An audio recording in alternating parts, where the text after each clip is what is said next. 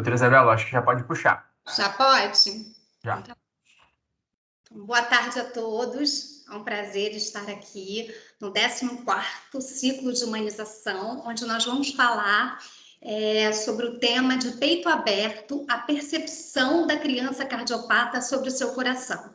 E para falar sobre esse tema, eu quero convidar Cristiana Lembo, psicóloga clínica de orientação junguiana, formada pela PUC São Paulo e mestre em psicologia clínica no Núcleo de Estudos Junguianos pela mesma instituição. Trabalhou com crianças cardiopatas e crianças com câncer. E atualmente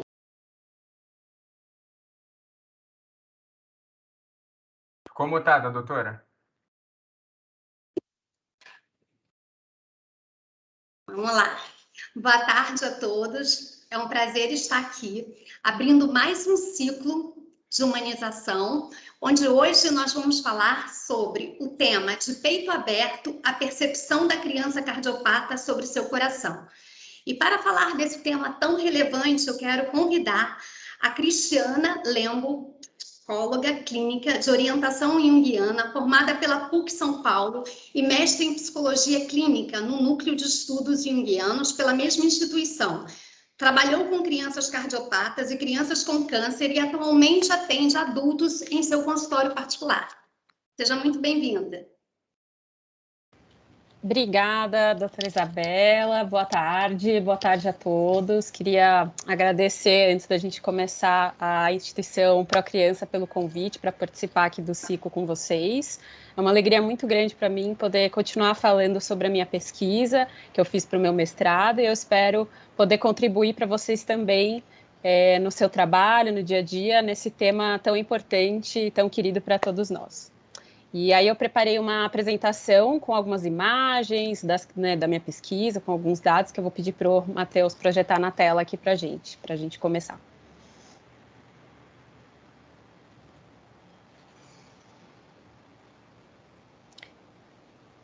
Tá certo? Ou você vai... Posso começar? Maravilha. Então, gente, por que eu estudei a percepção da criança cardiopata sobre o seu coração? Foram vários motivos, né? O primeiro, eu tenho uma identificação pessoal com essas crianças, né? Porque eu mesma já fui uma criança cardiopata.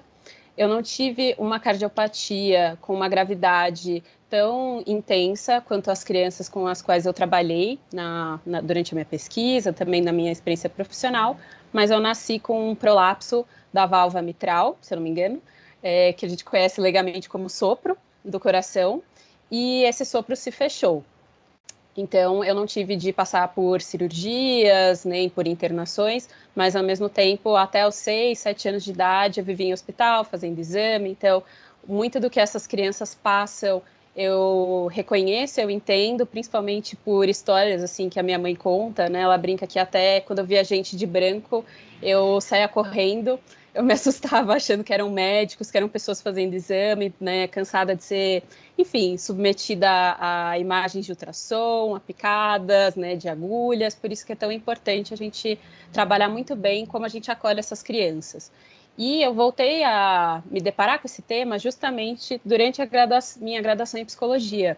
Eu tinha vontade de trabalhar com crianças, mas eu não sabia que esse caminho me levaria à psicologia hospitalar, até a oportunidade que eu tive de trabalhar na ACTC, que é aqui o segundo item que eu coloquei nesse slide, que é uma ONG, uma casa de apoio que a gente tem aqui em São Paulo, que se chama Associação à Criança e ao Adolescente Cardíacos e Transplantados do Coração.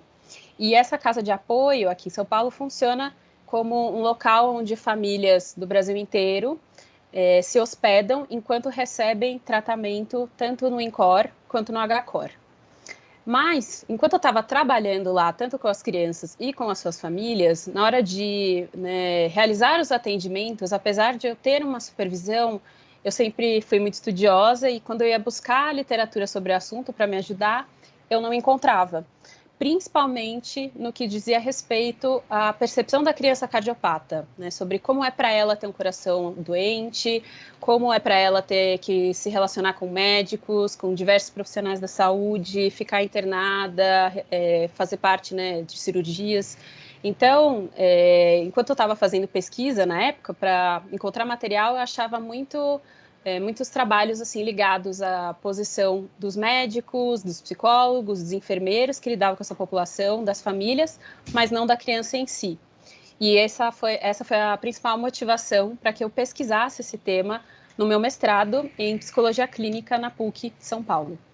Então, o meu objetivo era entender como melhor acolher as crianças e também auxiliar na produção de conhecimento para os profissionais de saúde saberem melhores técnicas de manejo com essas crianças. Pode passar o slide, Matheus, por favor. Mas antes de começar a falar sobre o trabalho em si, eu queria que a gente pensasse um pouco sobre qual é o simbolismo do coração, o que a gente associa ao órgão do coração. Então, né, na cultura popular, nós geralmente associamos o coração como a sede dos nossos sentimentos, ou seja, em momentos, por exemplo, que a gente sofre uma desilusão amorosa, né, dizemos, estou com o coração partido, ou então quando estamos muito empolgados com alguma coisa, a gente diz, nossa, estou com o coração acelerado, né, então o coração está muito ligado a como a gente experimenta as nossas emoções. Além disso, a gente também associa a qualidade do caráter de uma pessoa ao seu coração. Então, é muito comum que a gente diga, nossa, olha só fulano, quantas atitudes bacanas, ele tem um bom coração. Ou então, quando a pessoa faz alguma coisa que a gente não gosta, tem um comportamento invejoso, destrutivo, a gente diz, nossa, fulano tem um coração tão ruim, tão mal, né? Então, a gente associa psicologicamente, culturalmente, ao coração, tanto as emoções quanto a qualidade do caráter. Mas, do ponto de vista psicológico, né, no campo da psicologia, que eu não sei se vocês aqui já ouviram falar, que é o campo da psicossomática, nós associamos o coração ao centro e à força da vida. Para vocês entenderem um pouquinho o que é a psicossomática, né? Ela é um campo de conhecimento em que a gente estuda como a psique e a soma, né, o corpo em grego, estão conectados, como a mente afeta o corpo e como o corpo afeta a mente. Então, a partir disso, a gente olha para os órgãos do corpo com um olhar bastante simbólico para entender como que o adoecimento daquele órgão influencia na vida da pessoa ou o que significa você estar doente em um órgão específico, né? Quais tipos de problema isso poderia representar. Então, por exemplo, né, passando rapidamente por alguns, quando alguém tem um problema no pulmão, né, sofre de asma, de bronquite ou de qualquer outro tipo de problema, a gente diz que a pessoa tem um problema na hora de fazer troca com as pessoas, né? Porque quando a gente tem uma dificuldade de respiração, é o único momento, né, pensando assim, né, vamos supor, a gente está numa sala com pessoas que nós não necessariamente gostamos, a gente não é obrigado a falar com essa pessoa, mas a gente troca o mesmo ar que ela, né? Então a gente diz que quem tem problema respiratório tem um bloqueio na hora de fazer a troca com o outro. Outro exemplo seriam doenças no estômago, né? O estômago está ligado ao quê? À digestão. Então, a gente diz que são pessoas que têm questões na hora de digerir as emoções, né, de lidar com as emoções. E pessoas que têm doenças no coração, como eu disse aqui, né, por ser o centro e a força da vida, nós associamos as pessoas que têm problema no coração como pessoas que estão feridas assim no ponto central da existência, no ponto-chave da existência delas, né, nas emoções. E antes da gente olhar, né, e estudar um pouco aqui juntos o que as crianças associam ao coração, eu queria também passar com vocês por alguns povos, né, e algumas formas como as pessoas cultuavam esse órgão ao longo da história da humanidade. Então, o primeiro slide sobre isso, pode passar, por favor. Estaria ligado lá no Egito Antigo, né? Aqui eu coloquei uma imagem para vocês do Tribunal de Osíris. Não sei se vocês já ouviram falar nesse mito, né? Mas aqui no canto direito da imagem, sentado ali num trono com o cetro, esse é Osíris, né? E ali, em frente a ele, a gente vê uma criatura, né, um deus com uma cabeça assim, em formato meio de cachorro. Esse é o deus Anubis. Anubis auxiliava Osíris a fazer esse julgamento das almas quando as pessoas morriam, né? Que está ali simbolizado por uma pessoinha bem pequenininha em preto do lado do deus Anubis. E como que esse julgamento acontecia? De um lado da balança se colocava o coração da pessoa e do outro lado se colocava uma pena. Caso o coração fosse mais leve, diziam-se, né, se dizia, o Osíris outorgava, vamos dizer assim, que aquela pessoa estava apta a não sofrer a danação eterna, né, que ela tinha sido uma boa pessoa e que ela tinha aproveitado a vida de uma maneira positiva. Em compensação, se o coração fosse mais pesado do que a pena, a pessoa estava lascada, né? Ela sofreria a danação eterna. Pode passar, Matheus, mais um slide. Aqui também, essa imagem para mim é também muito forte, né? Essa cerimônia é muito forte, que eram o que os astecas e os maias, né? O povo aqui no México antigo, aqui, né? Nessa região, o que eles costumavam fazer, né? Eles ofertavam o coração para a divindade Sol, né? Ou para os deuses Sol, né? Da mitologia deles, enfim. Mas o mais importante era o deus Sol. Então, por que eles faziam isso, né? Quando eles estavam perdendo muitas batalhas, ou então quando eles estavam em períodos de seca e não estavam conseguindo angariar comida o suficiente, eles entendiam que eles estavam fazendo alguma coisa errada. Então, para se redimir com os deuses, o que eles faziam? Eles pegavam algum prisioneiro de guerra que eles tinham, transportavam essa pessoa até um ponto alto do templo deles e arrancavam o coração da pessoa enquanto ela ainda estava viva, estendendo o coração para o sol, ofertando, então, de uma certa maneira, né, a parte mais importante da vida humana para que os deuses, de uma certa forma, perdoassem-os dos seus erros e permitissem que o alimento voltasse a existir e que eles voltassem a prosperar em seus combates. E mais uma imagem que eu trouxe, a mais recente, é o Sagrado Coração de Jesus, no cristianismo, né, que sabemos que é uma imagem que está diretamente ligada com o sofrimento de Jesus Cristo, na hora que ele se sacrifica pelos humanos, pela sua misericórdia e pelo seu amor a nós. Pode passar, Matheus, mais um slide, por favor. Bom, eu também queria falar resumidamente sobre como acontece o desenvolvimento psicológico na criança. O cérebro humano, para Siegel e Bryson, que são dois neurocientistas que pesquisam bastante o desenvolvimento tanto infantil quanto do adolescente, para eles o cérebro só está inteiramente formado aos 25 anos de idade. Então, antes disso, né, a gente não diz que o córtex está ali totalmente pronto para receber as informações que ele precisa. E, como a gente bem sabe, né, o cérebro ele é dividido entre dois hemisférios, né, hemisfério direito, hemisfério esquerdo, e entre eles tem ali uma partezinha chamada corpo caloso, que permite que as informações, né, as emoções, as sensações transitem de um hemisfério ao outro. E é justamente por conta dessa comunicação entre os dois hemisférios que a gente consegue associar uma ideia a uma emoção, né, uma experiência a uma emoção. O que significa isso? Se eu passo por uma grande conquista, né, a emoção da felicidade, da euforia, fica atrelada a essa experiência. Ou então, se eu passo por uma perda, o sentimento de tristeza, de vazio, também fica atrelado a essa experiência. E o que ajuda a gente, né, a marcar algo em nosso cérebro, em nossa vivência, é justamente poder associar uma imagem, né, uma informação a uma emoção. Isso é o que gera a famosa memória. Porém, uma criança, ela não tem ainda essa habilidade, né, de conectar e de entender, né, o que ela está sentindo diante das coisas que ela vive de uma forma tão refinada quanto um adulto. Então, é muito importante, né, que quando uma criança esteja ali, né, muito empolgada com alguma coisa, muito ansiosa, muito assustada, ou muito triste, enfim, que um adulto chegue para perto dessa criança e explique para ela, né, o porquê que ela está sentindo aquilo. Então, por exemplo, pode ser que, né, não vamos pensar nas crianças cardiopatas, vamos pensar num conflito comum.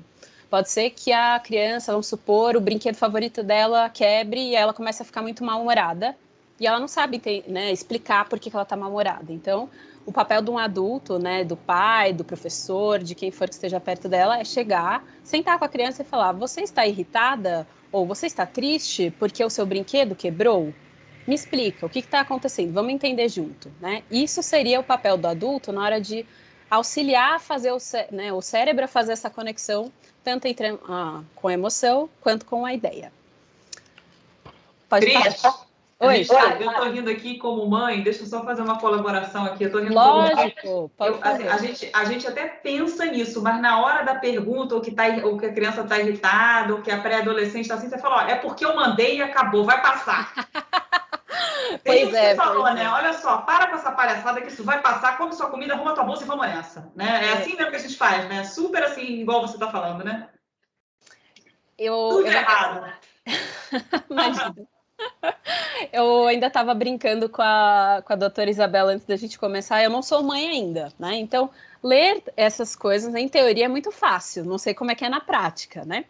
Mas, lógico, né? Dependendo do momento que a gente está na vida, diante das demandas, tem horas que não dá para você sentar e falar: olha, meu filho, aconteceu isso, vamos entender essa emoção. Mas, assim, no mundo ideal, né? O quanto mais você faz isso, mais apta você deixa a criança a lidar com as emoções dela. Até porque, né, aquela coisa, apesar de, né, como eu brinquei aqui, né, que no adulto essa capacidade é mais refinada, não significa que a gente também saiba o tempo inteiro por que a gente está sentindo algumas coisas, por que a gente está irritado em alguns momentos, né, várias vezes, né, o sentimento da angústia, por exemplo, né, que já é uma emoção mais refinada. A angústia não necessariamente tem um estímulo concreto, né, a gente olha e fala, estou angustiado.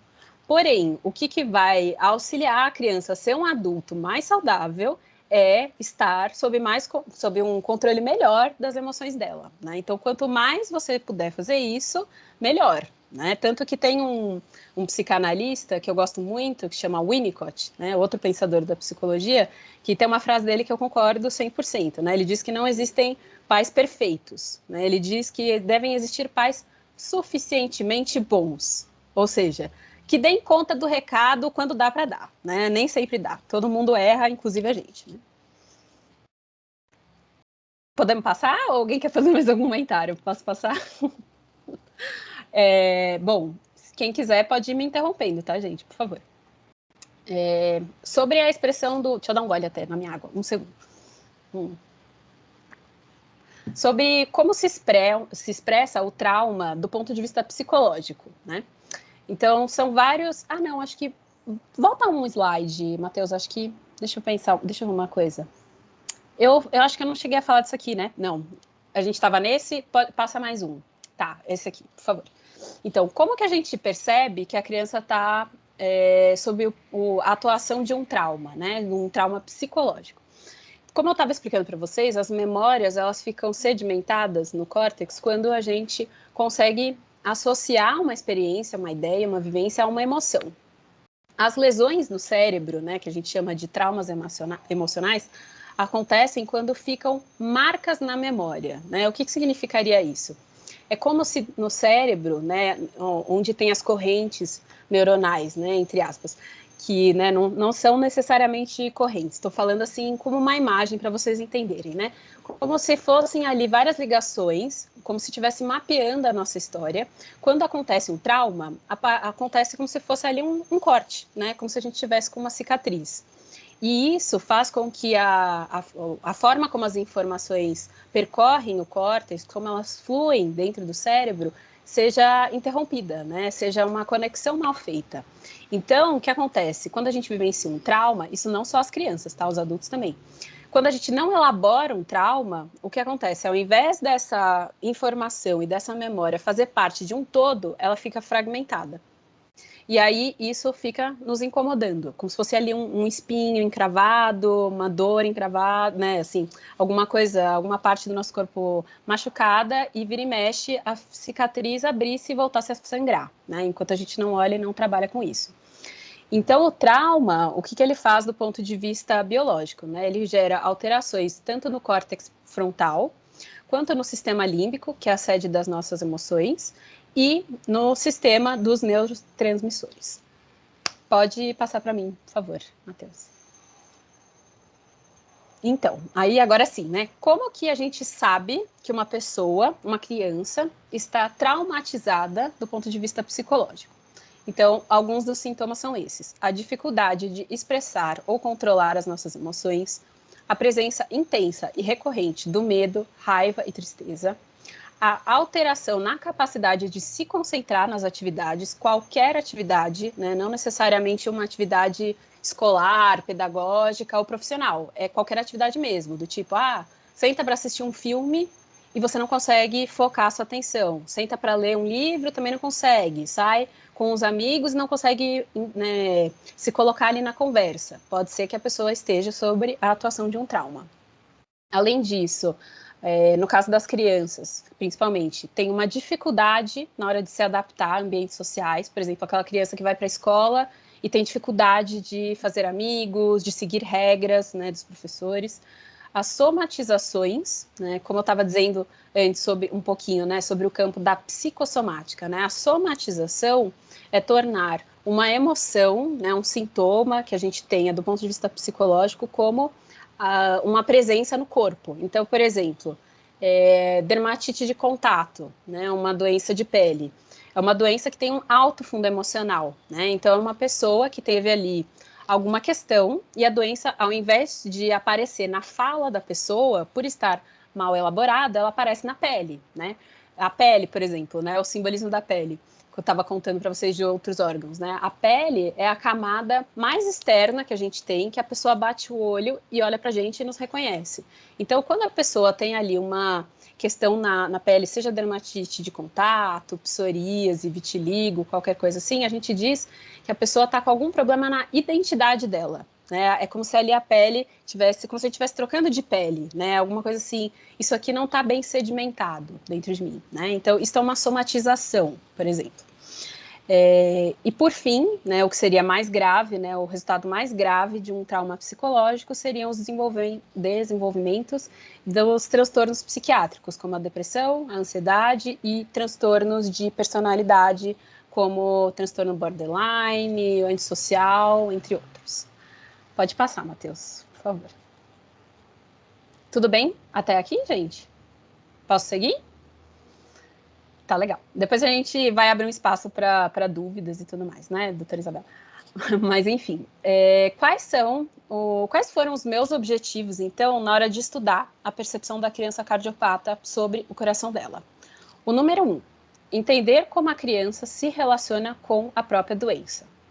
O segundo, como, né, instruir melhor o profissional da saúde que trabalha com esse perfil de paciente. E a terceira, otimizar as estratégias de intervenção. Pode passar, por favor. Bom, como eu comentei com vocês, só para situar um pouco e vocês entenderem um pouco o perfil da pesquisa, eu fiz a coleta na ACTC, a ONG em que eu trabalhei. Eu retornei para fazer a pesquisa junto deles.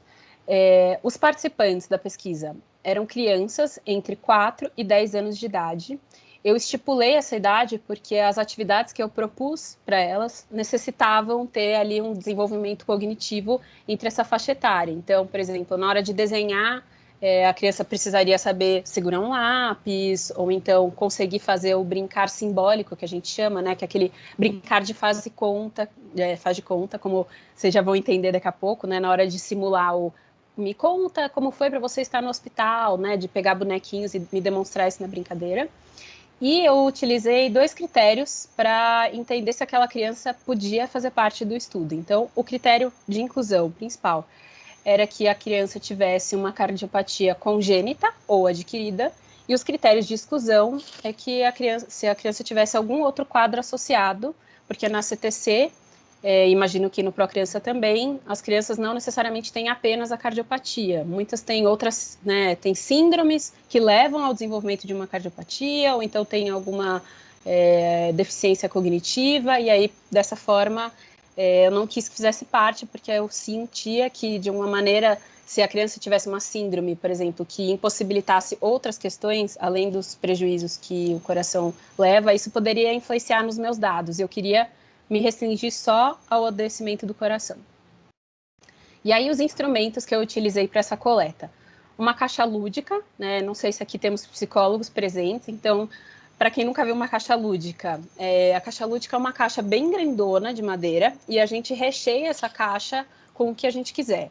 Então, no caso da minha pesquisa, dentro da caixa lúdica, eu coloquei aqueles brinquedinhos, aquelas miniaturas de animais, tanto animais de fazenda quanto animais selvagens. Uma família terapêutica, que eu não sei se vocês já viram também, mas são uns bonequinhos de pano, assim, né? Então a gente coloca geralmente um avô, uma avó, a mãe, o pai e um casal de crianças, né, do gênero feminino, masculino. Eu coloquei uma família branca e uma família preta ou negra, como vocês preferirem.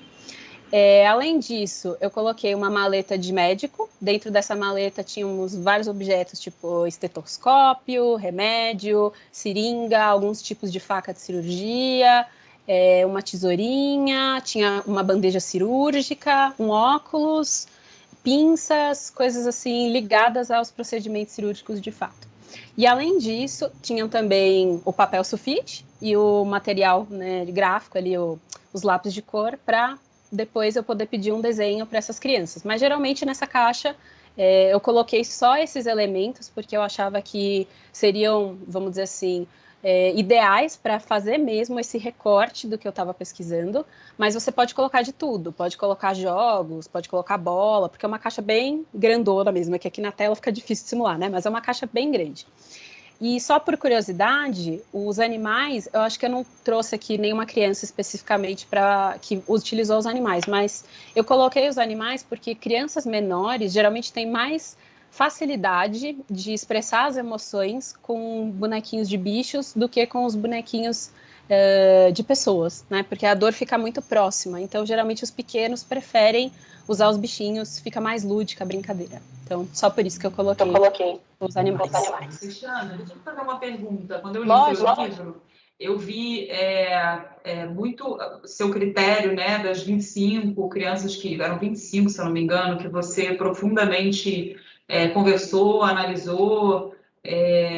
Você teve algum critério, ou era o critério da casa de estarem hospedadas no momento que você estava realizando esse trabalho, ou você falou, não, eu vou trabalhar com as crianças de 4 a 10 anos, eu vou trabalhar, não vou trabalhar pré-adolescentes, ou foi realmente isso, a questão de crianças hospedadas naquele momento que você pegou ali e começou o trabalho? Só para eu entender, até pela escolha das crianças. Por que você optou por essas 25? Certo. Então, eu não quis fazer com os pré-adolescentes porque realmente já estariam nessa faixa de transição para a adolescência. Então, a forma como essas crianças se expressam e como elas vivenciam a doença já fica diferente, né? O adolescente traz outras questões, tem outras formas de abordar a doença, geralmente eles não estão dispostos a brincar, né? É diferente da criança que quando você abre leva uma caixona, que já começa daí, né? Que você chega com uma caixa gigante e fala, ai, pode abrir e fazer o que você quiser com o que tem aqui dentro dessa caixa. A criança fica empolgada para explorar. O adolescente às vezes já é meio marrento, faz uma careta, não está muito afim de engajar na atividade. Mas principalmente porque eu queria olhar a criança, né? Até, por exemplo, na hora de fazer levantamento bibliográfico, você até encontra trabalhos sobre adolescentes cardiopatas ou cardíacos, mas criança realmente tem menos material.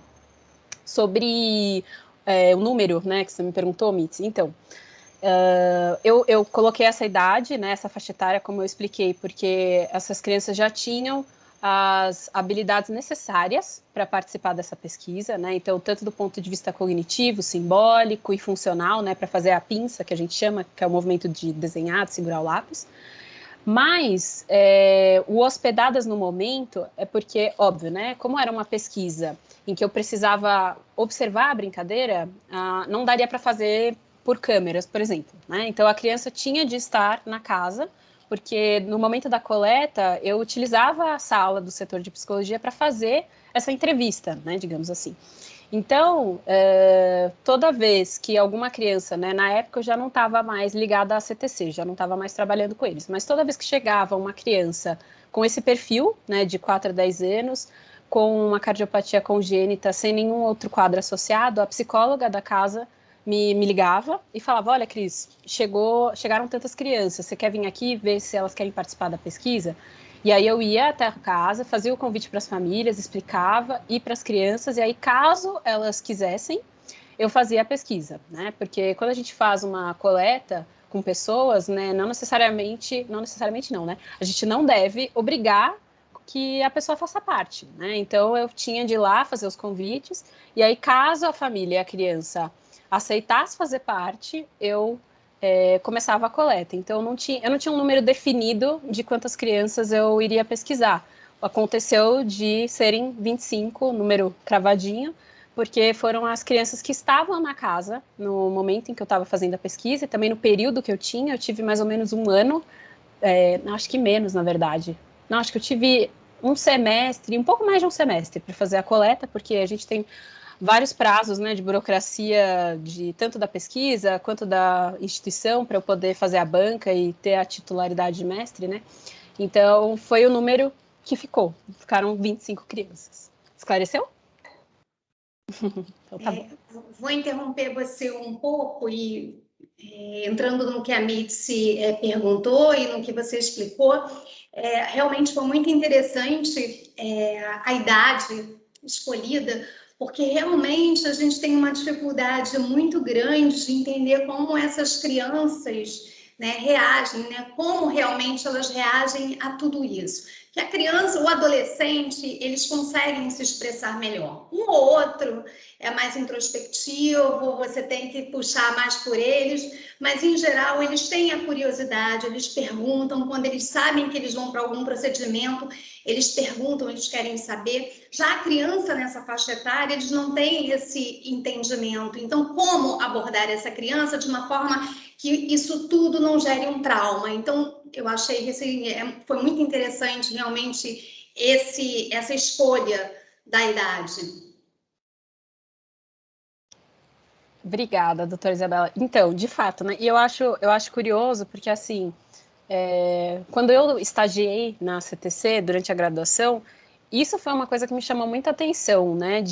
Do quanto, às vezes, nós, enquanto adultos, subestimamos o quanto a criança entende o que está acontecendo em volta dela e como ela sente as coisas, né? Eu acho que, enquanto eu estava lá na casa, na época, eu trabalhei tanto com as mães quanto com as crianças, né? E na época em que eu trabalhei com as crianças, eu ficava, muitas vezes, assim, não eram necessariamente atendimentos que eu fazia, mas eu ficava na brinquedoteca, observando, ou então até em grupos terapêuticos, né, que eu também realizava, não necessariamente um contato direto com uma criança só. Eu percebi o quanto, e a gente vai ver aqui mais para frente também, né, na palestra, mas o quanto elas realmente entendiam o que estava acontecendo, né? Às vezes a gente subestima de pensar que, poxa, ela não está dando tanta importância, não entende a gravidade da situação, a complexidade da graduação, mas elas entendem, e não só entendem, como, pelo menos aqui na CTC, imagino que aí na Procriança também, se essas crianças tiverem contato, né, umas com as outras, o quanto elas conseguem fazer uma rede de apoio entre elas, né? Na CTC isso era muito interessante. Então, era muito comum, por exemplo, uma criança chegava de uma cirurgia no pós-operatório, e aí as outras crianças iam acolher, porque a criança tinha que ficar acamada, então iam no quarto dessa criança brincar, ou então elas trocavam informações, assim, muito bonitinhas, tadinhas, mas, não, você vai fazer essa cirurgia? Eu já fiz essa é fácil, ou então, você vai tomar esse remédio? Esse eu já tomei, me dava enjoo, né? Então, elas trocam informações, assim, de uma maneira que nós, enquanto adultos, olhamos e ficamos, assim, espantados, né? E aí a gente vê que, apesar da criança ser uma criança, ela não é tola, né? Ela está atenta a tudo o que está acontecendo em volta dela. Acho que é isso. Pode passar mais um, Matheus, por favor. Então, sobre o procedimento da pesquisa em si, né? 3 questões nortearam a minha pesquisa. Então, a primeira, né, além de eu chegar na sala com a criança e falar, vamos abrir a caixa, explorar o que tem aqui dentro, o que vocês gostariam de fazer, eu fiz 3 perguntas, né? A primeira delas foi, como foi para você estar no hospital? O que aconteceu quando você estava com os seus médicos? Você pode me mostrar? Ou, no caso de algumas crianças que ainda não tinham sido operadas, eu fazia essa pergunta, né, ligada ao futuro, né? Como você acha que vai ser? O que você acha que vai acontecer? Etc. Aí a segunda pergunta que eu fazia, como você acha que vai ser a sua vida depois daqui? O que você tem vontade de fazer depois daqui? Você pode me mostrar, né? Na brincadeira. E por fim, eu dava as folhas sulfite e o material, né, os lápis de cor, enfim, e perguntava, como você acha que é o seu coração? Desenhe para mim. Acho importante também ressaltar que na psicologia infantil, como eu estava aqui já explicando, né, pelas perguntas da Mitz e da doutora Isabela, a criança, apesar dela saber e compreender o que ela está vivendo, ela não tem a capacidade de síntese, né, e de reflexão que um adolescente ou um adulto tem, como a doutora Isabela estava dizendo aqui, né, que você conversando com um adolescente, ele consegue expressar e raciocinar um pouco, né, a situação. A criança não necessariamente. Então, o que acontece? Na psicologia, a gente usa os brinquedos porque a criança costuma expressar com mais facilidade na hora que ela está brincando do que no momento de falar, né, e fazer um relato. Até porque para a criança é cansativo, né, ficar ali, né, numa sessão normal, vamos dizer, de psicoterapia, por exemplo, que, né, no fundo, apesar de ser uma pesquisa, eu considero que eu fiz 25 atendimentos individuais, porque foram verdadeiros atendimentos de 1 hora, né? Mas, diferente dos adultos, né, que conseguem sentar e ter uma conversa, né, como a gente está tendo agora, para a criança é difícil ficar 1 hora conversando ali com o adulto, respondendo pergunta. Então, o artifício aqui, né, da brincadeira vem super a calhar para a gente nesse momento. Pode passar. Por favor, Matheus. Acho que alguém mandou um comentário aqui, mas eu não consegui ler. Depois a gente vê. Olha que legal, ó. Sou mãe, a Gabriela Mamed, uma convidada. Sou mãe de uma adolescente cardiopata, paciente da equipe Pro Criança desde que nasceu. E também estudante de psicologia com abordagem junguiana. Ai, que legal! Eu estou aqui extremamente emocionada com essa palestra. Já quero agradecer pela oportunidade de participar desse grupo. Muito obrigada. E, Gabriela, a gente que agradece, né? Que maravilha! Nossa, muito legal, Gabriela. Depois te convido a me seguir lá no meu Instagram, que eu falo bastante de Jung por lá. Aqui na palestra eu não vou focar tanto na psicologia analítica, mas no livro, né? Enfim, essa palestra está sendo baseada num livro, né? Eu falo mais com mais profundidade sobre a psicologia analítica e a psicologia junguiana, como eu relacionei isso na hora de fazer a análise dos conteúdos, mas eu achei que isso não era interessante para esse momento. Eu queria focar mais na maneira de como a gente poderia intervir, como os dados que surgiram, enfim. Mas, justamente, né, vamos falar sobre os dados, os resultados, né? Ao todo, como eu comentei com vocês, né, e a Mitz trouxe aqui, foram 25 crianças, né, que eu entrevistei. Então, foram 25 horas de pesquisa, totalizando, eu fiquei 1 hora com cada uma dessas crianças. E a partir das brincadeiras, né, que eu gravei, depois eu transcrevi, eu me debrucei sobre esses discursos, sobre as brincadeiras, sobre os desenhos, e consegui reunir 12 categorias de análise diferentes. Apesar de serem 12 categorias, aqui eu dei uma enxugada e vou falar das principais com vocês, para também a gente não se prolongar e vocês também poderem falar um pouquinho das impressões de vocês. Então, a primeira categoria é a presença do trauma, depois a presença da dor, a violência sentida pelas crianças nos procedimentos hospitalares, o apoio do cuidador, o relacionamento com os profissionais da saúde e os planos e inseguranças dessas crianças em relação ao futuro. Pode passar para mim, Matheus, por favor.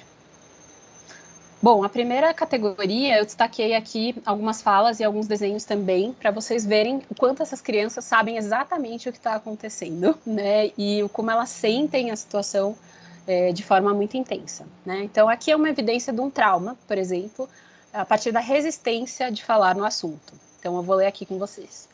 Não quero falar do hospital. É um lugar muito ruim, que eu não gosto, mesmo que seja para o meu bem.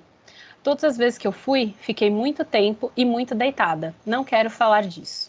Uma menininha aqui de 10 anos. Então, dessa fala aqui, a gente já vê que ela está traumatizada com a experiência, né? Porque tem uma resistência a falar naquilo, né? Essa foi uma menina, por exemplo, que nem chegou perto, porque tem isso também, né? Cada criança reage de um jeito ao material. Ela nem chegou perto dos bonequinhos, principalmente da maleta. Assim, da maleta, quando ela viu, ela abriu e pôs para longe, né? Na hora da brincadeira.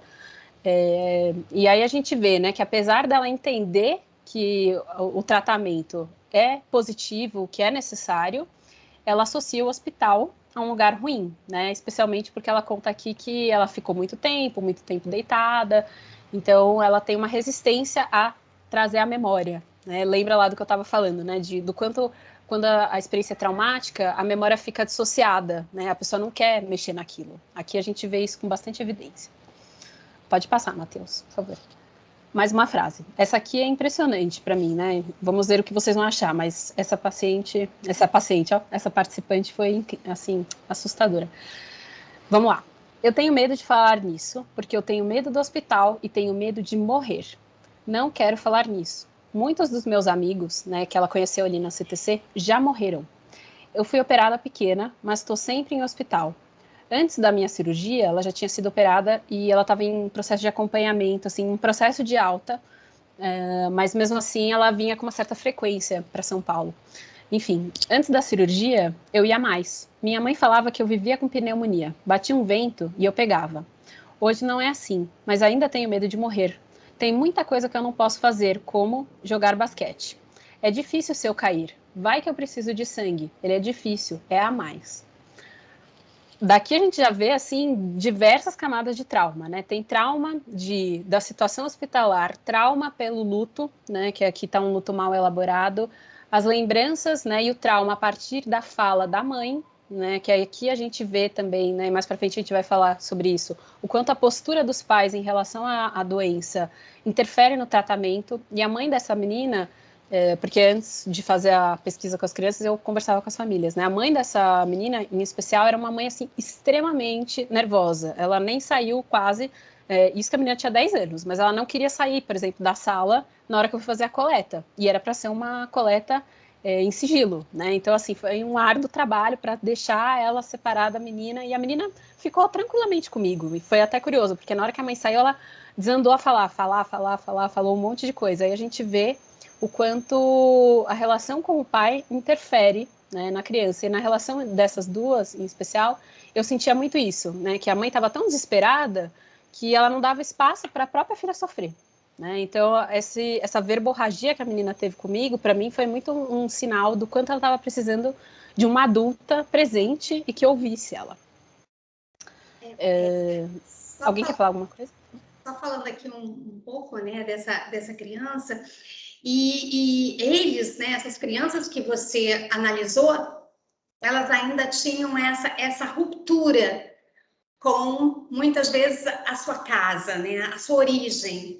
Uma coisa que a gente tem menos aqui, porque a gente acaba, o número maior de pacientes que nós atendemos são pacientes do estado do Rio de Janeiro.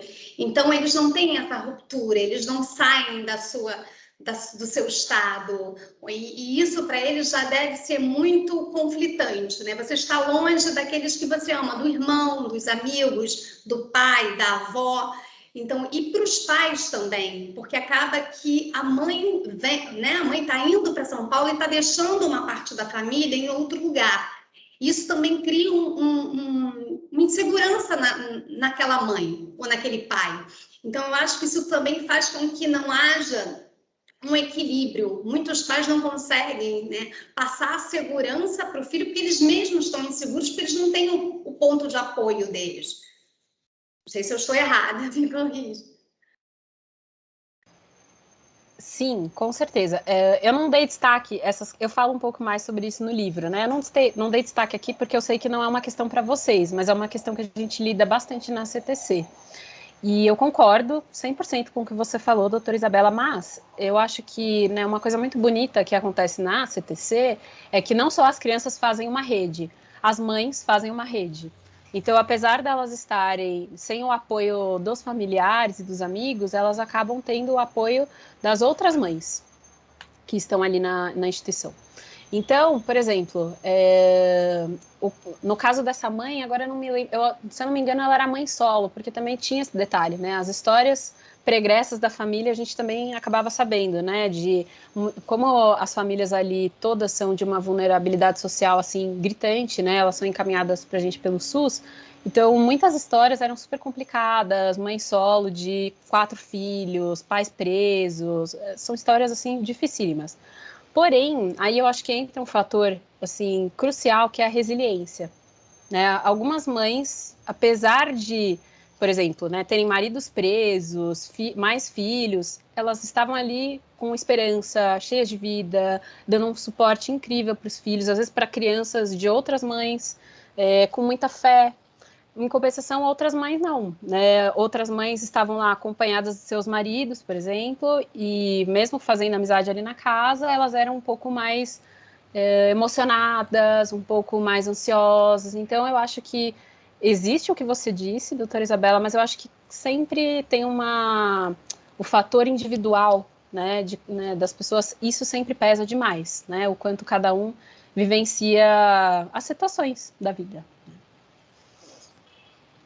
Tudo bem? Podemos seguir? Esse aqui é um caso bem interessante. Eu coloquei até o desenho deles para vocês verem aqui, né? Esse menininho, ele tinha 4 anos e o discurso dele foi muito forte, né? Veja aqui o que ele falou.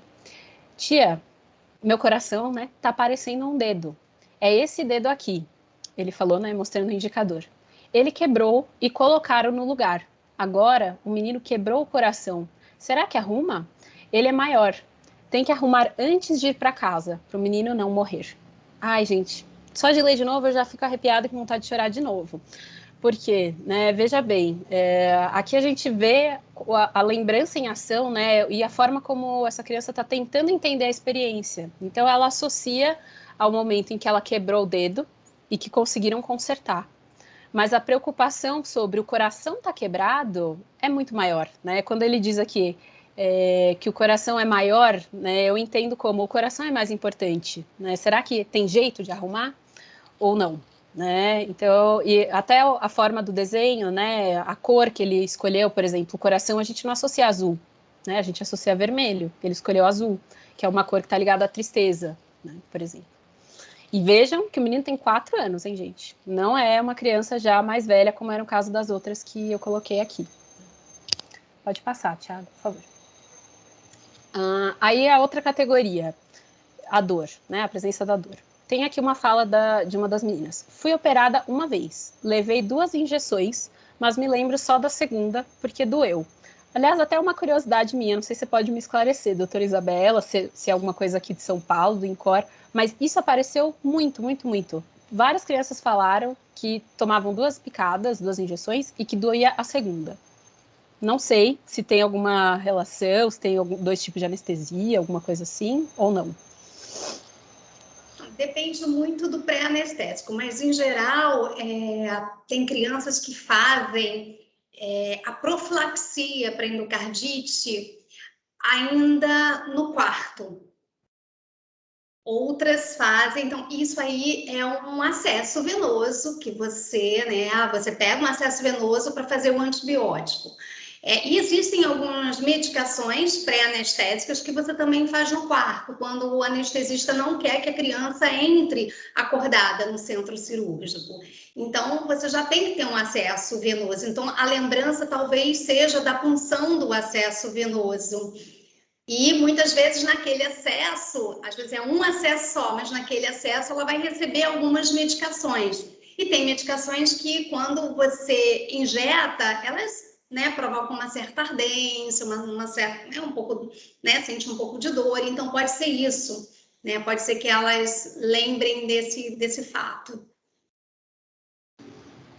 Com certeza deve ser, com certeza. Fiquei até curiosa, depois eu vou olhar, eu tenho no livro tem a relação das patologias, se essas crianças tiveram alguma infecção, alguma coisa assim, como você mencionou. Não, mas não é não nem necessariamente. Não é nem infecção. A criança cardiopata, quer dizer, com exceção de algumas patologias, elas precisam fazer a profilaxia para endocardite antes de entrar na cirurgia, entendeu? Então, isso faz parte de um protocolo. Então, essas crianças, antes da cirurgia, fazem a profilaxia.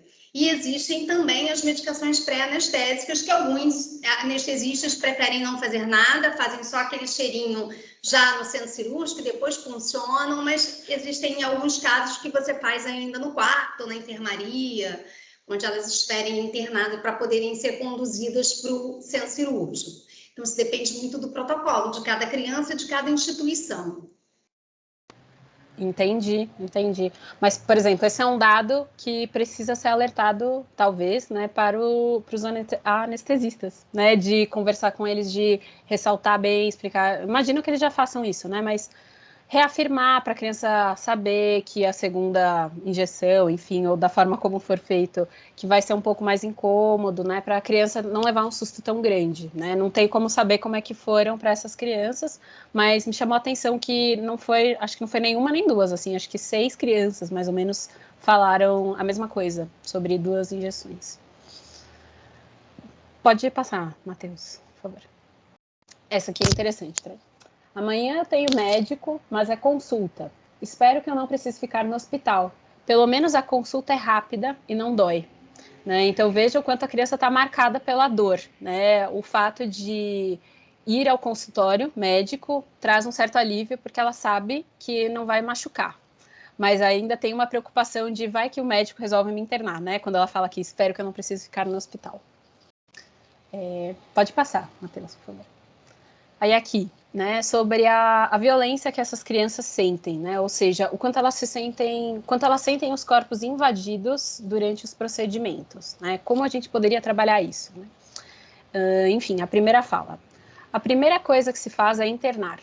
Chega um dia no hospital e fica... Não, chega um dia antes e fica no hospital. Olha só como a criança descreve direitinho a experiência, né? Aí vai para a cirurgia. Toma uma picada no braço. Aí, enquanto ela estava me explicando, ela estava simulando essa cena numa bonequinha, né? Daí abre para ver o que tem dentro, né? Aí ela pegou lá a tesourinha, levantou o vestidinho da boneca e fingiu que estava cortando a barriga. E fica assim, né? Isso aqui foi muito forte para mim na hora, né? Ela levantou a blusinha assim e mostrou a cicatriz. Não sei como é que é no Pro Criança, mas aqui na CTC isso é muito comum, né? As crianças quererem, ou não, né? Depende ali do perfil da criança. Algumas querem esconder e outras querem te mostrar, né? Eu acho que depende muito da posição de cada criança. Esse menino, apesar de, né, ter aqui uma fala de invasão, ele tinha uma postura bem resiliente, assim, ele parecia estar orgulhoso de ter sobrevivido. Então, qualquer motivo era motivo, né? Qualquer fala era motivo para mostrar a cicatriz, né? Então, não sei quem levantava a blusa, toda hora levantava a blusa. Né? Pode... Mas aqui a gente também tem essa experiência. Algumas crianças ficam extremamente envergonhadas com a cicatriz. E aqui, por exemplo, na clínica, a gente tem a sala de consulta e a gente tem uma sala de ecocardiograma. E muitas vezes, meninos, por exemplo, eles poderiam passar de uma sala a outra sem blusa. Tem menino que não se incomoda, mas tem menino que não quer, porque fica, né, inseguro de que alguém possa passar e possa ver a cicatriz. Então, isso é muito comum. Cada um reage de uma forma. E, Cristiana, desculpa te interromper, sou o Gabriel, só porque a gente fez um trabalho recente aqui com algumas das mães também. E aí algumas das mães tocaram nesse assunto, de que elas próprias tinham vergonha das cicatrizes do filho, né? Não queriam que os filhos fossem vistos como coitadinhos ou como vítimas por causa da cicatriz no peito, né? Não sei se teu trabalho chegou a abarcar esse lado. Como é que é essa tua experiência com as mães? Principalmente em relação à cicatriz, né? A Gabriela escreveu aqui, a gente sempre chamou de marca do guerreiro. Bonito. Então, como esse trabalho, né, o meu foco foi trabalhar com as crianças, né? O que eu posso te responder é sobre a minha experiência anterior, trabalhando com as mães, que eu trabalhei com as mães, e sobre as coisas que eu já li, né? E sobre minha percepção como pessoa também. Eu acho que toda emoção é válida e a verdade nunca sai caro, né? Então, por exemplo, se existe um sentimento de vergonha dessa mãe em relação à cicatriz, de constrangimento na hora de ajudar a criança a tomar banho ou alguma coisa assim, eu acho que ela deve colocar isso para a criança, não de uma forma traumática, mas falar, poxa, eu sinto muito que você está assim, é para o seu bem, né? Compartilhando que ela está chateada, mas ao mesmo tempo que aquilo tem um propósito e de que aquilo logo vai ser só uma marca do guerreiro, né? Que vai ser uma fase ruim que esperemos que a criança consiga sobreviver e que aquilo vai passar. Porque eu acho que quando a mãe esconde o que ela está sentindo, é aquela coisa do... né, tem um termo que a gente usa que fica um sentimento do não dito, né? Aquilo que não é dito pelos pais começa a criar fantasia na cabeça da criança. Então, por exemplo, a criança vai levantar a blusa para tomar banho e a mãe, com vergonha, fica evitando olhar, né? Fica um pouco desconfortável. Por mais que ela tente disfarçar, a criança pode perceber. Então, é melhor atacar o mal pela raiz, vamos dizer assim, né? Da mãe compartilhar, óbvio, né? Que de uma forma bastante reduzida, né? O incômodo dela com a cicatriz, com a situação em que o filho dela está, mas compartilhar, né? Porque isso é o que gera a famosa empatia também, né? De mostrar para a criança saber que a mãe está ali, né? Que ela sente as mesmas coisas. Às vezes, na hora que ela fala, eu me sinto um pouco envergonhada de colocar a mão, né? De encostar aqui nessa região. Quando ela fala isso, já traz um alívio para a criança, porque às vezes isso é o que a criança está sentindo, né? Lembra aquilo que eu estava dizendo sobre como o adulto tem que nomear para a criança o que ela está sentindo? Às vezes, quando a mãe fala isso, você vê na cara da criança um alívio, tipo, nossa, é isso mesmo. Não sou eu só, eu não tô errado em sentir isso. Se minha mãe tá sentindo isso, então tá tudo bem. Eu senti isso também, junto dela. Ajudou, Matheus? Legal, Matheus não, obrigado. Gabriel, perdão. Legal, experiência e tanto, bacana. Cristiana, muitas dessas mães, elas relataram que elas sentiam muita culpa. Então, talvez essa cicatriz seja uma marca para elas também, porque eu gerei uma criança com uma cardiopatia que acaba levando tanto sofrimento para o meu filho ou para minha filha.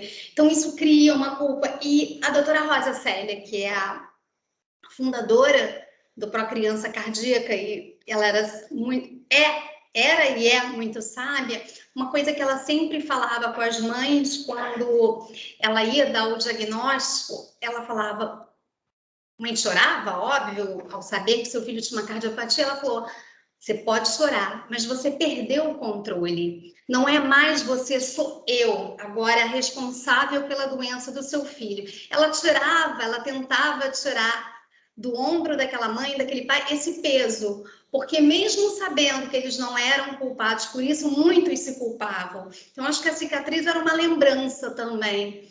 Enfim, é uma coisa que eu fiquei pensando nisso. Talvez, né, essa cicatriz para aqueles pais seja uma lembrança.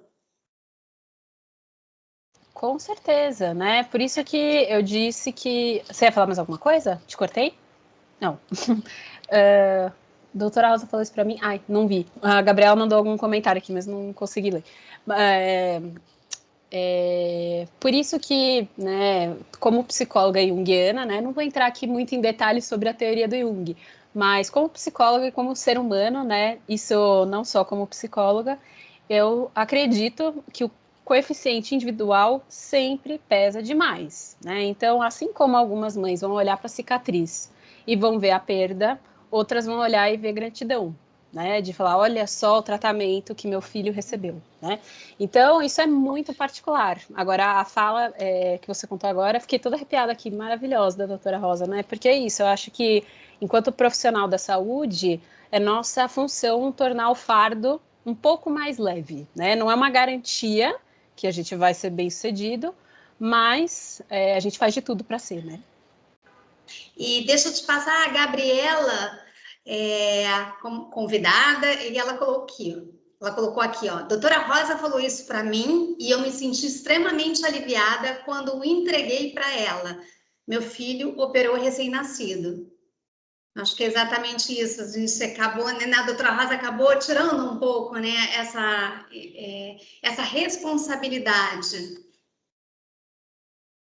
Exatamente, né? Eu acho que é isso que a gente faz, né? Todos nós, enquanto profissionais da saúde, é tentar ajudar ao máximo, né? As famílias, não só com a nossa técnica, mas com a nossa empatia, né? Porque, no fundo, é isso, somos todas pessoas, né? Falando em pais, né? O apoio do cuidador, né? Outra categoria importantíssima. Aí aqui a menininha, né? Ela estava aqui brincando com a menina de 8 anos, né? A participante estava lá brincando com a família. E aí ela pegou aqui uma boneca e disse, ela, né? Ou seja, ela mesma, mas utilizando o brinquedinho, chegou no hospital com a mãe. Aí disseram que eu ia ter sozinha. Aí eu falei, tchau, mãe. E a mãe beijou aqui. Na hora que a mãe falou, a mãe beijou aqui, ela fez assim, não na boneca, na própria testa, né? Então, você vê que o discurso está embaralhado, né? Ao mesmo tempo que ela fala da boneca, ela fala dela mesma, mas a brincadeira dessa menina, e assim como o desenho que vai vir no slide seguinte, vocês vão ver que é um jeito doce, né, de falar, uma forma mais calma de esboçar. E a mãe dessa menina era uma mãe extremamente presente, super confiante no tratamento. Além da menina, né, pode passar, Matheus, por favor, o slide para eu comentar. Além da menina, né, a paciente está aqui no cantinho direito, né? Ela até pôs o nome aqui, não deveria, mas enfim. Ângela, né, era o nome da menininha. E o Vitor, que ela pôs no outro cantinho, era o irmão, né? Essa mãe, ela não tinha com quem deixar o outro filho. Então, ela levava para a CTC. O menino era saudável, ele não tinha nada, mas ele acabava ali, né, fazendo parte do convívio da casa. Ele era uma graça, ajudava as crianças em várias coisas, né? Saía correndo para pegar as coisas quando as crianças não podiam, enfim.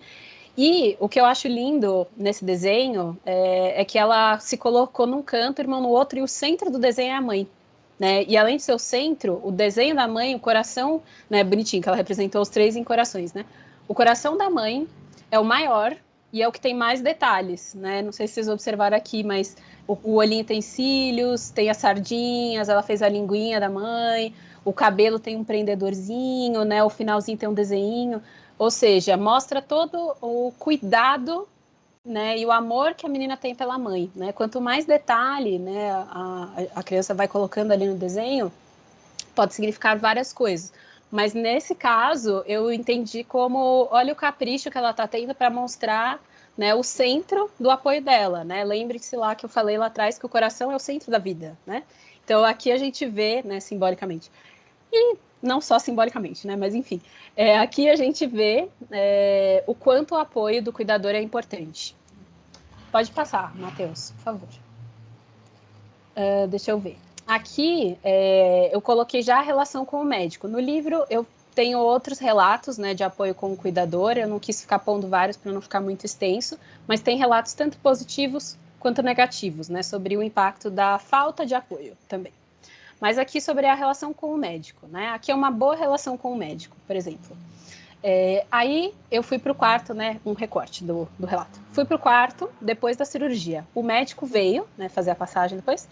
Aí nessa hora foi bem bonitinha. Ela pegou o boneco de um homem, né? E aproximou assim do boneco da mãe. Tinha uma caminha, ela tava, né? Ela fez uma caminha, pôs a bonequinha. E aí o médico chegou perto e falou isso assim, né? Com a mãe. Ô mãe, tem que dar esse para ela, né? Ela pegou o frasquinho do remédio e pôs assim na mão do boneco. Aí a mãe agradece muito e fico feliz, né? Eu fico feliz. Ou seja, o quanto traz um alívio, né? E uma felicidade para a criança ver que a mãe esboça reações positivas, principalmente quando o médico também esboça uma reação positiva, né? O quanto a relação e o vínculo entre os adultos para a criança é importante, né? Quando ela vê que o pai ou a mãe confiam nos profissionais que estão cuidando dela, acho que tem tudo a ver com o que a gente estava falando aqui um pouquinho atrás, isso traz alegria e satisfação e segurança para a criança, né? Então, o quanto a relação com o médico, da família, enfim, as trocas são importantes. Alguém quer falar alguma coisa? Não? Achei que alguém tinha.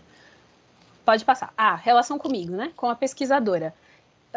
Aconteceram algumas cenas bem interessantes, eu separei uma para comentar aqui, mas aqui eu coloco com a pesquisadora, eu diria com a psicóloga também, né? Lá na CTC a gente tem uma psicóloga responsável, ela tem bastante ligação com as crianças, com as famílias, enfim, e o tema que eu ressaltei aqui, tem o desenho da menina também, eu achei muito bonito, por isso que eu quis compartilhar. Esse é o meu coração, ele gosta de subir em árvore e brilha. Ele brilha igual ao seu anel. Posso desenhar o seu anel também, tia? Vou fazer ele aqui, ó, tia. E vou pintar os dois de uma cor só. Pode passar, Matheus, por favor. Acho que não vai dar para entender perfeitamente que o desenho está desbotado, mas o central é o coração dela e no cantinho é o meu anel de noivado na época. Ela sempre, né, essa menina, apesar de eu fazer a coleta um dia só com eles, quando eu ia na casa em outros momentos, eu reencontrava essas crianças, né? E essa menina, ela ficou muito fascinada pelo anel e pelo que ele representava, né? E eu acho isso, né? Porque ela perguntou, ai, que anel bonito, quem te deu e tal. Aí eu falei, eu vou casar, né? Na época, é meu anel de noivado e tudo mais. Então, o que eu achei bonito, né? Por isso que eu destaquei aqui para vocês.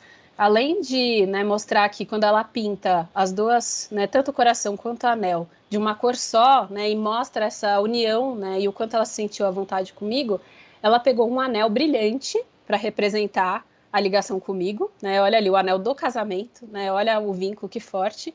E um anel brilhante, quer dizer, estou transbordando de vida, né? Eu quero lutar pela vida, eu vejo sentido nas coisas.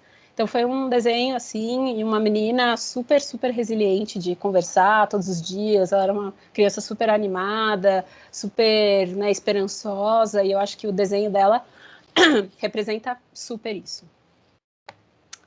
Pode passar, Matheus. Planos para o futuro. Eu coloquei um plano positivo e um plano negativo. Eu acho que esse discurso também deve ser comum. Depois a doutora Isabela me conta como é que é aí no Rio. Mas isso era muito comum, né? As crianças falarem que queriam virar médicas. Né? Então vamos ler aqui. Quando eu crescer, quero ser cardiologista. Cardiologista. Achei uma graça, né? Que não falou só médico, falou cardiologista. Né? Ó, um palavrão, né? Para uma criança saber falar, mas ele sabe. Eles são os médicos do coração. Eu gosto do meu porque ele cuida do meu. E eu também quero ter uma filha, mas eu não posso ter uma. Vou adotar. Já tem muita criança no mundo. Olha que criança consciente, né? Uma pestinha, assim, muito fofa. E esse relato, né, de querer ser médico, alguns só falavam médico, não necessariamente cardiologista, era bem comum. Eu também atendi, coletei algumas crianças que falaram que queriam ser dentistas. E acho que teve uma criança, se eu não me engano, que eu dei bastante risada, que falou que queria ser veterinário, porque achava melhor lidar com bicho, porque não falava igual gente, que era mais tranquilo de lidar. Pode passar, Matheus, por favor. Aí eu coloquei uma fala, né, vamos dizer, oposta, né, sobre a insegurança dessas crianças com o futuro. Então, quando eu perguntei, né, o que você vai querer fazer quando você sair daqui? Vejam só como ele está fixado no presente, esse menino. Não sei, não. Eu vou para a escola e só. Eu não sei como voltar até lá. Eu vou no retorno dia 22. Lá eu vou falar com a médica para ver quando eu volto de novo para cá, né, para São Paulo. E se eu vou operar de novo. Então, a gente vê aqui uma criança que já está mais desolada diante da situação da doença, né? Diferente daquela menininha, né, da fala anterior, que está pensando ali a longo prazo, né, que é uma criança que a gente costuma, uma pergunta que a gente costuma fazer às crianças, né, o que você vai querer fazer quando crescer? Né, esse menino, por exemplo, não conseguiu me responder, de tão fixado na doença. Pode passar, Matheus, por favor. Aí aqui eu separei 3 categorias de desenhos para a gente comentar um pouquinho sobre como o coração aparece no imaginário das crianças. Então, eu separei 3 categorias para a gente comentar, né? O coração vermelho, o coração que contém e o coração com a falta. Pode passar também, por favor. O coração vermelho. Esse coração, para mim, foi um dos mais bonitos da pesquisa. Não sei se vocês concordam, né? Mas quando eu bato o olho, além de ver um coração muito forte, super vermelho, eu vejo um sol. Né? Então, aqui, para mim, já mostra o quanto essa criança está, assim, né, vibrante, lutando pela vida, satisfeita, né? E um detalhe, assim, né, para vocês saberem o contexto, esse menino, no dia que eu fiz essa coleta, ele estava na última visita à CTC, porque ele tinha acabado de receber alta, né? Ele estava curado. E esse menino, inclusive, se eu não me engano, se não foi o que teve mais cirurgias, foi um dos que teve mais, inclusive um transplante. E mesmo assim, né, a gente vê aqui a força e a resiliência desse menino, nesse desenho. Né? E a fala dele foi essa, né? Quando eu perguntei, o que você desenhou? Né, ele falou, este é o meu coração. Ele é grande e tem veias demais, são todas vermelhas. As veias e as artérias estão funcionando. Olha que bonito.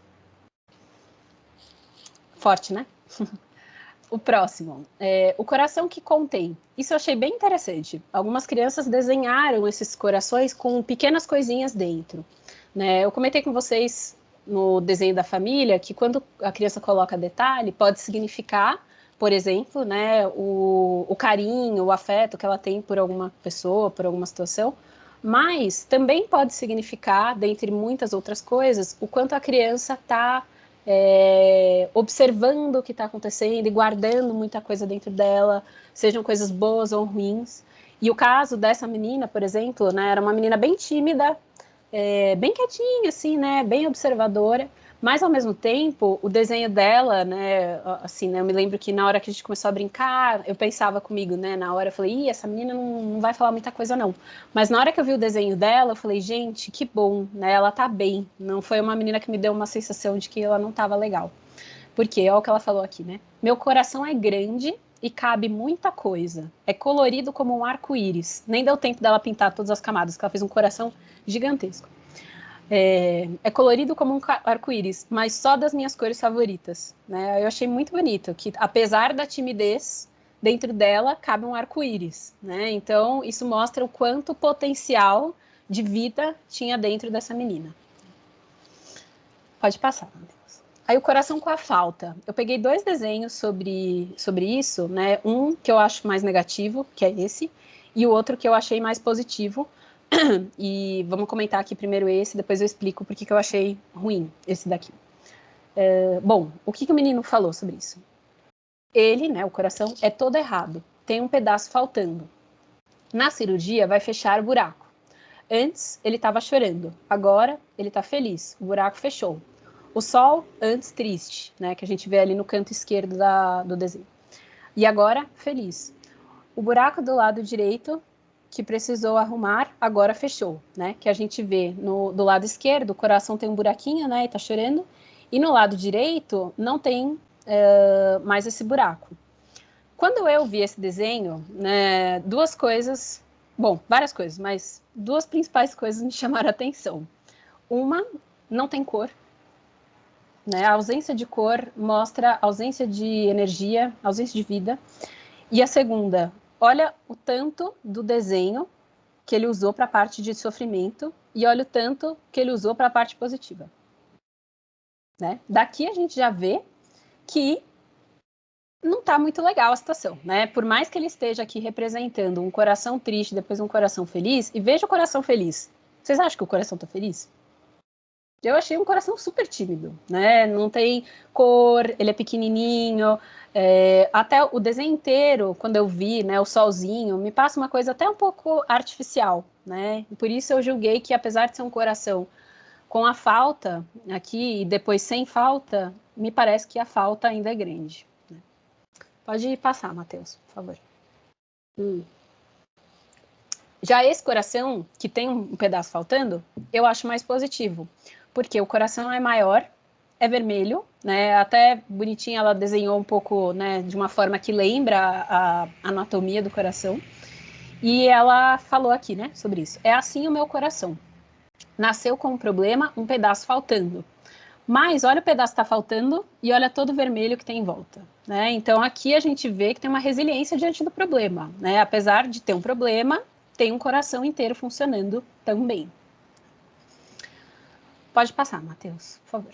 E, gente, ó, desenho dá pano para manga. Eu podia falar milhões de outras coisas, mas eu tô falando assim só uma coisa mais superficial para a gente não ficar aqui demorando muito tempo, né? Aliás, tá quase estourando o tempo, né? Tô aqui controlando. Tô terminando já.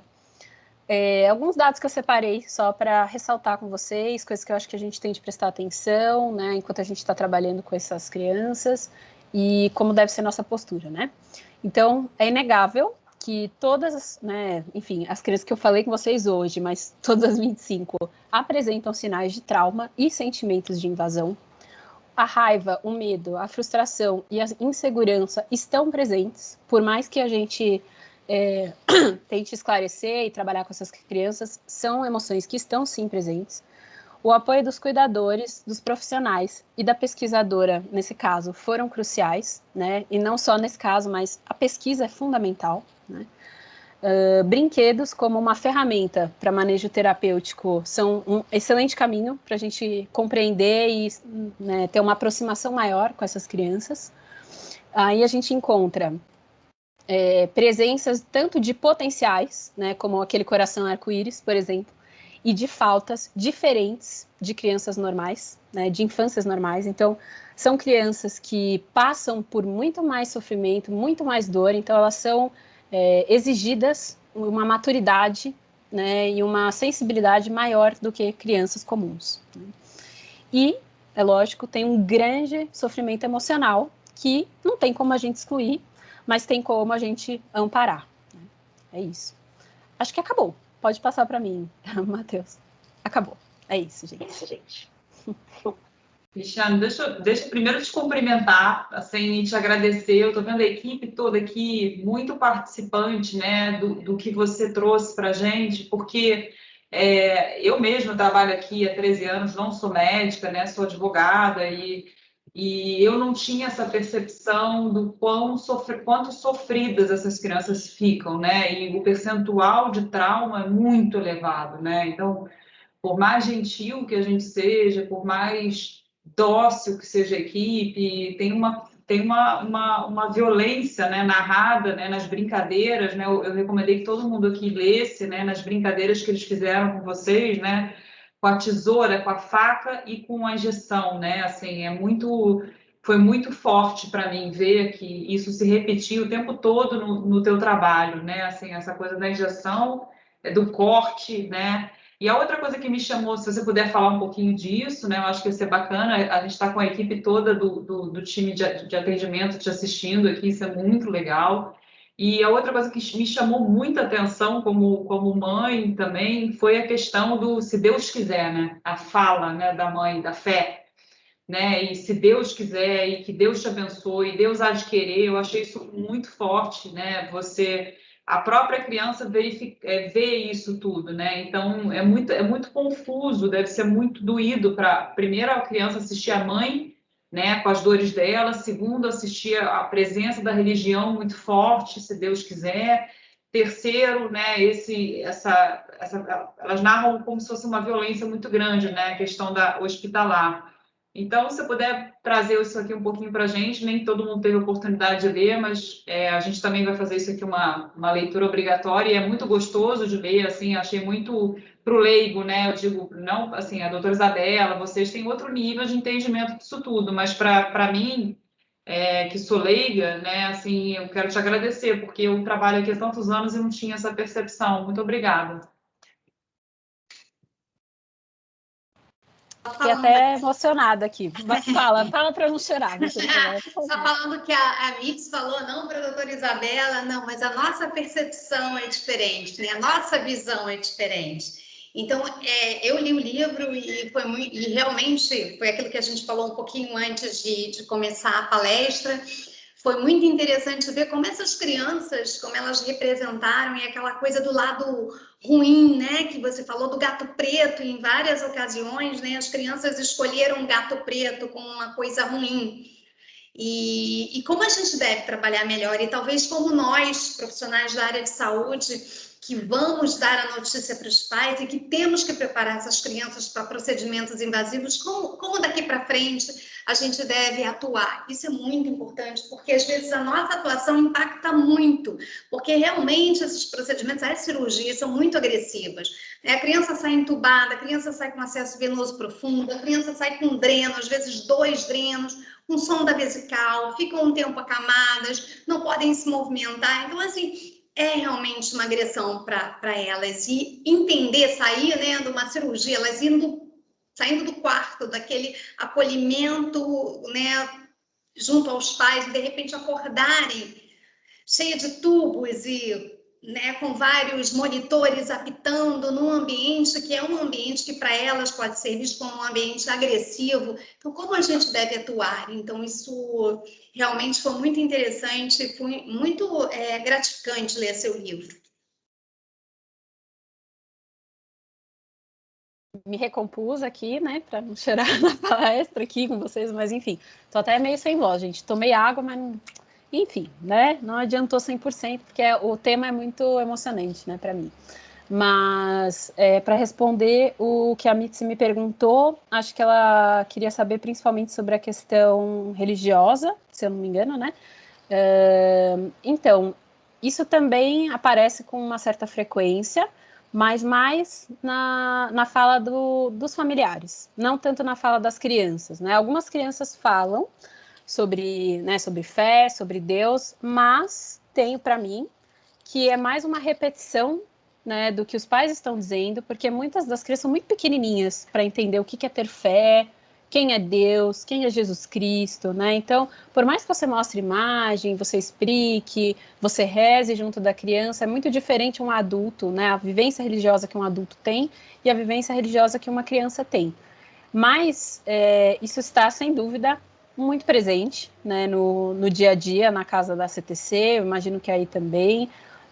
Várias crianças a gente, né, vê com escapulários, com terços, né, com pulseiras, com crucifixo, enfim. Mas eu imagino, né, eu percebo que o impacto é maior, né, a importância religiosa é muito maior para as mães do que para as crianças, né? A Mitzi estava longe, né? O que eu estava falando é que eu acho que eu tenho uma impressão de que a criança, né, pelo menos nessa idade, as crianças elas mais reproduzem a fala da mãe do que entendem de verdade o que é ter uma experiência religiosa, entendeu? Porque é isso, né?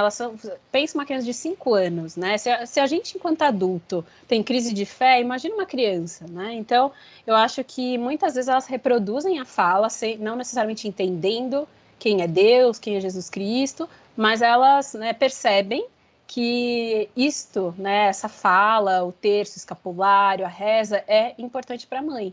Então, sendo importante para a mãe, né, e trazendo um alívio, eles reproduzem, né, e eles compartilham. Fala, Mitzi, acho que você ia falar alguma coisa, né? Não, então, mas assim, trazendo para um lado mais leve, né? Assim, a minha filha tem isso, né? Eu, do nada, resolvi aí fazer umas coisas aí de São Judas Tadeu para ela.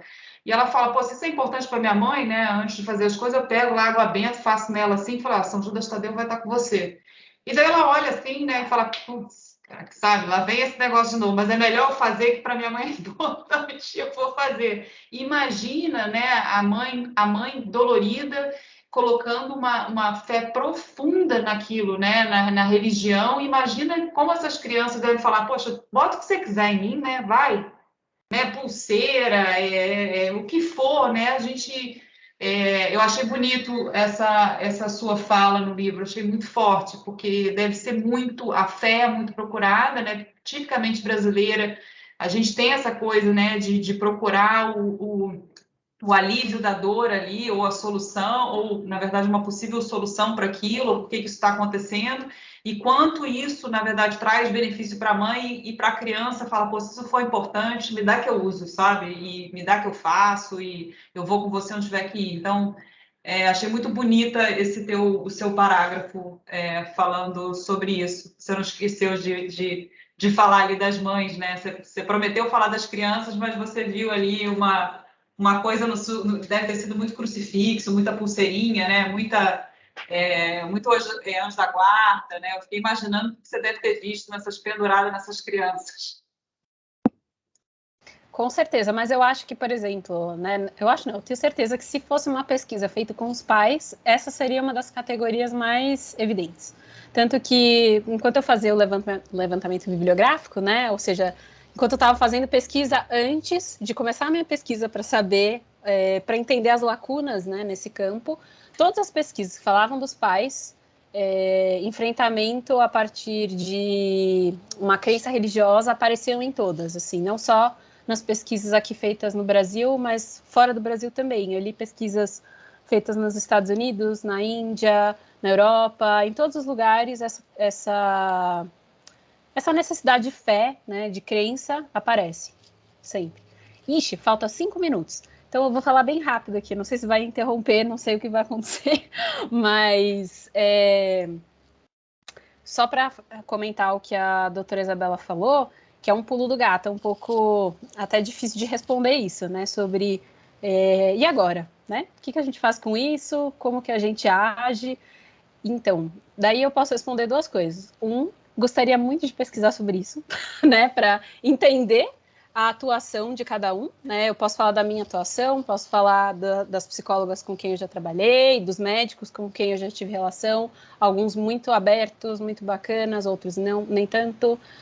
Não na CTC, ainda bem, não tive esse problema na CTC, tive problema com médicos em outras instituições, com psicólogos também, né, porque apesar da gente ser da mesma área, nem sempre a gente concorda na hora de intervir, mas o que eu diria, né? O que eu acho que é uma boa forma de intervenção, como explicar as coisas, enfim. Eu acho que a gente tem que observar muito a família e a criança com a qual a gente está lidando, né? Como eu ressaltei aqui várias vezes, toda vez o mais importante é o componente individual.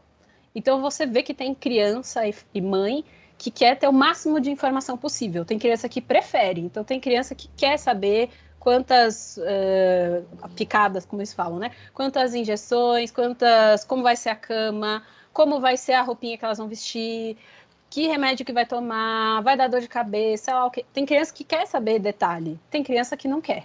Tem criança que quer ouvir uma piada, que quer brincar com você. Tem criança que às vezes quer invadir até o seu espaço pessoal, né? Não só de abraçar, mas às vezes com uma brincadeira agressiva. Aí depende muito, né, da sua postura em relação a isso. Para mim não é um problema, mas tem gente que, para algumas pessoas, que é um problema, né? Receber abraço, receber beijo, tapa, às vezes não é agradável, né? Mas às vezes acontece no momento ali de fúria. Então, por isso que eu falei, é um pulo do gato, né? É muito difícil eu dizer o que eu recomendaria, né? Como uma cartilha. Por isso que eu brinquei que isso seria uma pesquisa que eu adoraria fazer, né? De entender como que os profissionais da saúde estão agindo, o que funciona, o que não funciona, para a gente poder, sei lá, né? Poder produzir um manual, alguma coisa assim. Mas eu tenho para mim que o componente individual sempre é o mais importante. E lembrei agora, tem um livro muito bom, talvez você até conheça, a doutora Isabela, não é sobre criança cardiopata em específico, mas chama O Paciente como Ser Humano. Já ouviu falar? Esse livro, eu acho que é a meca, né, assim, principalmente para o médico, né, porque é escrito por uma médica sobre como enxergar o paciente como uma pessoa e não como uma patologia, né. Eu achei esse livro, eu brinco que tem alguns livros que tem que ser nossas bíblias além da Bíblia, né. Esse é um dos livros que precisa ser bíblia de profissional da saúde, né, porque às vezes a gente fica tão preso em achar resultado, em dar diagnóstico, né, enfim, melhorar ali o sofrimento, que às vezes a gente não percebe que a nossa frieza, né, e o nosso pragmatismo está gerando mais sofrimento, né? Então, acho que é isso. Não sei se eu te ajudei um pouco, doutora Isabela, mas é algo que eu gostaria de entender mais também. É um dos temas que me interessa muito, que eu pretendo estudar daqui para frente, é a atuação dos profissionais mesmo. Acho que é isso, gente. Não sei se alguém quer perguntar mais alguma coisa. Falta 1 minuto e 30. Falta 1 minuto e 30, Isabela, que vai cair.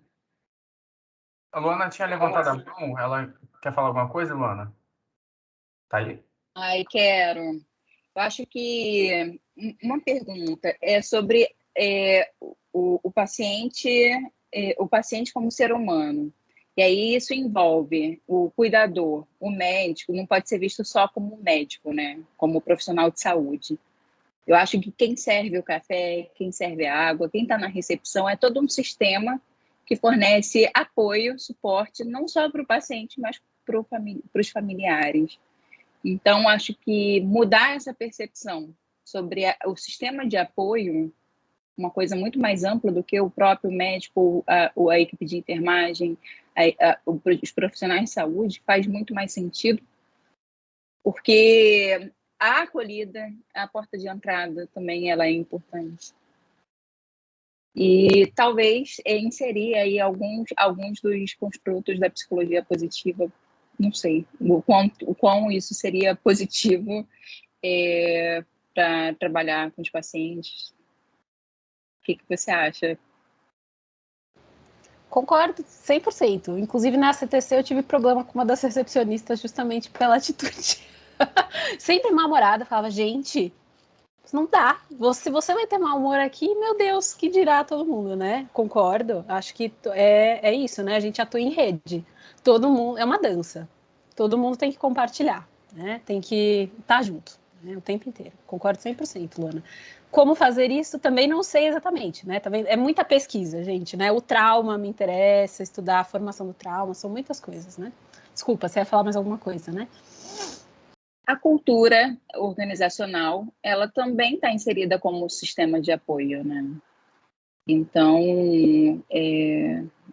acho que cabe aí muita pesquisa daqui para frente para poder aprofundar nessa temática.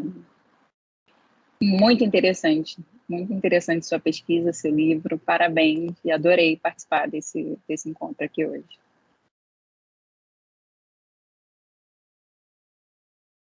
Mais alguma pergunta? Cristiano, você está intimada, eu acho que tem que ser de 2 em 2 meses você vir aqui falar com a gente. Vamos fazer um treinamento, uma troca, né? Eu já te falei, já estou falando em nome da doutora Isabela, né, que o campo aqui está aberto para você, se você quiser vir aqui conhecer, tem algumas características diferentes, né, que eu tive lá na CTC, achei assim, eu fiquei muito emocionada quando eu vi a rede, né, porque ali é uma rede de apoio, né, então, assim, ali é o apoio, né? A gente aqui é a consulta, então funciona diferente, mas eu fiquei muito emocionada quando me mostraram como eles recebem e como eles cuidam lá. Então, a gente vai te receber aqui com muito carinho, se você puder pegar um avião aqui e ficar aqui com a gente vai adorar, né, Isabela? Eu acho que vai ser muito bacana para a equipe te conhecer, saber o que você tem de percepção, colher informação, acho que a Isabela também vai liberar, a Isabela pode falar. E queria te agradecer demais. Você sempre foi muito carinhosa, sempre muito receptiva quando a gente fez esse contato. Então, super te agradecer por esse carinho, a equipe toda aproveitou pra caramba. E é isso. E parabéns pelo seu trabalho. Parabéns, foi ótimo. A gente aprendeu muito, eu acho que a gente ainda tem muito o que aprender, né? Quando a gente lida com pessoas, a gente tem que olhar todos os ângulos, né? Cada um com a sua individualidade, né? Cada um com suas, né, particularidades. Então, é isso, é difícil, mas a gente chega lá. Com certeza, gente, super obrigada. Acho que para mim já foi um presente enorme ter conhecido vocês, né? Assim, não conhecido porque eu já tinha ouvido falar, mas né, literalmente estar aqui com vocês hoje, através do livro, sério, fiquei muito feliz através da minha pesquisa. E podem me chamar para o que vocês quiserem, né? Se as portas estão abertas, eu vou entrar por elas, me chamem, né? Podem me chamar, o que vocês quiserem discutir. Se a pandemia permitir, arrumando com os horários do consultório, irei visitá-los, com certeza, até porque é o que a Mitzi falou, né? É um trabalho diferente do qual eu conheço. Então, eu acho que eu vou aproveitar bastante também, acho que a gente vai trocar muito. Então, para o que vocês precisarem, gente, estou aqui. Meu e-mail vocês já têm, mas se alguém não tiver e quiser, é crisrlembo@gmail.com, e meu Instagram é Cristiana R. Lembo também, se alguém quiser me seguir por lá. É isso. Obrigada. Um beijo. Obrigada a você. Um beijo. Tchau, tchau. Boa semana.